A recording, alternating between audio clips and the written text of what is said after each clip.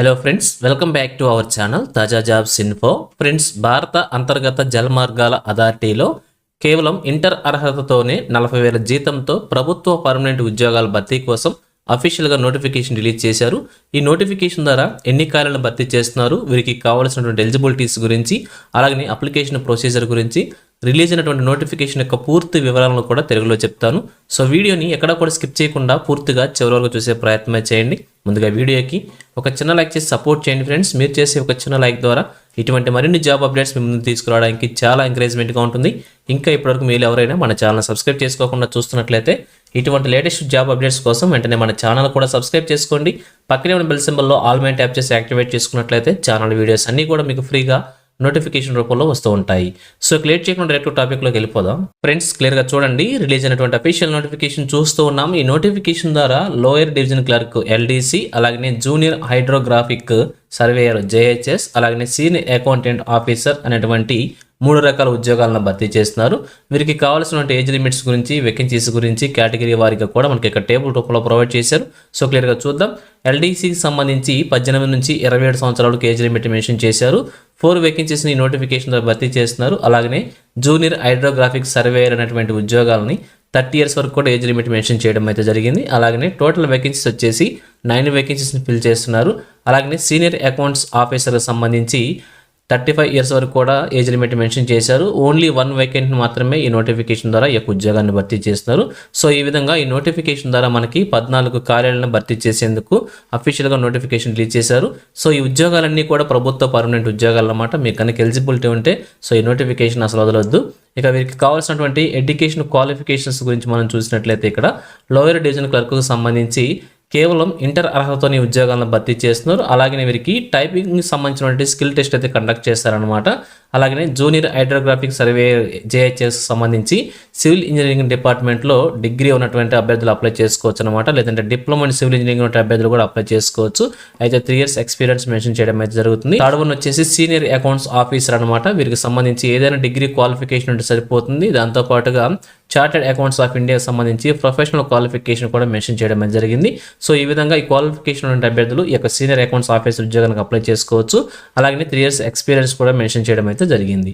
ఈ విధంగా ఈ 3 ఉద్యోగాలకు సంబంధించి క్వాలిఫికేషన్స్ మెన్షన్ చేశారు. ఇందులో మీకు ఏ క్వాలిఫికేషన్ ఉన్నా కూడా అప్లై చేసుకునే అవకాశం అయితే ఉంటుంది. అలాగే ఏజ్ లిమిట్స్ కనుక చూసినట్లయితే ఎస్సీ ఎస్టీ క్యాండిడేట్స్కి 5 years ఏజ్ రిలాక్సేషన్, ఓబీసీ క్యాండిడేట్స్కి 3 years, పీడబ్ల్యూడీ క్యాండిడేట్స్కి 10 years చొప్పున కూడా ఏజ్ రిలాక్సేషన్ ప్రొవైడ్ చేస్తున్నారు. అలాగే ఎక్స్ సర్వీస్ మ్యాన్ క్యాండిడేట్స్ వచ్చేసి 5 years చొప్పున కూడా ఏజ్ రిలాక్సేషన్స్ ప్రొవైడ్ చేస్తున్నారు. ఇంకా నోటిఫికేషన్ క్లియర్గా మెన్షన్ చేశారు. ఒకసారి చెక్ చేసుకొని మీకు డిపార్ట్మెంటల్ క్యాండిడేట్స్కి సంబంధించి కూడా ఏజ్ రిలాక్సేషన్స్ ఉన్నాయి. ఒకసారి నోటిఫికేషన్ చెక్ చేసుకుని అప్లికేషన్ అయితే అప్లై చేయండి. అలాగే అప్లికేషన్ ఫీజు కూడా మెన్షన్ చేశారు. General unreserved candidates, OBC, creamy layer, non creamy layer candidates, అలాగే ఈడబ్ల్యూఎస్ క్యాండిడేట్స్కి వచ్చేసి నాన్ రిఫండబుల్ ఫీజు కింద 500 రూపాయలు పేమెంట్ చేసుకోవాలని చెప్పి క్లియర్గా మెన్షన్ చేశారు. రిమైనింగ్ క్యాండిడేట్స్కి వచ్చేసి ఈ యొక్క ఫీజు నుంచి ఎగ్జామ్షన్ ఇవ్వడం అయితే జరుగుతుంది, మినహాయింపు అనమాట. సో వారి యొక్క ఎగ్జామినేషన్ ఫీజుని పేమెంట్ చేసుకోవాల్సిన అవసరం లేదు. ఓన్లీ ఆన్లైన్ మోడ్లో మాత్రమే అప్లికేషన్ సంబంధించిన ఫీజు పేమెంట్ చేయాలని చెప్పి ఇవ్వడం అయితే జరిగింది. ఇక అప్లికేషన్ ప్రొసీజర్ కనుక చూసినట్లయితే అఫీషియల్ వెబ్సైట్లోకి వెళ్ళి అప్లికేషన్ మన ఆన్లైన్ మోడ్లో అప్లికేషన్ సబ్మిట్ చేసుకోవాల్సి ఉంటుంది. సో లింక్ కూడా ప్రొవైడ్ చేశారు. ఈ లింక్ నేను వీడియో డిస్క్రిప్షన్లో ప్రొవైడ్ చేస్తాను. దాని ద్వారా మీరు ఈజీగా ఆన్లైన్లో అప్లికేషన్ సబ్మిట్ చేసుకోవచ్చు అనమాట. ఇక అలాగే ఆన్లైన్లో అప్లికేషన్ సబ్మిట్ చేసేటప్పుడు మీకు ఏ డౌట్స్ ఉన్నా కూడా దానికి సంబంధించి క్లారిఫై చేసుకునే దానికి మనకి help desk number, phone number అయితే ప్రొవైడ్ చేశారు.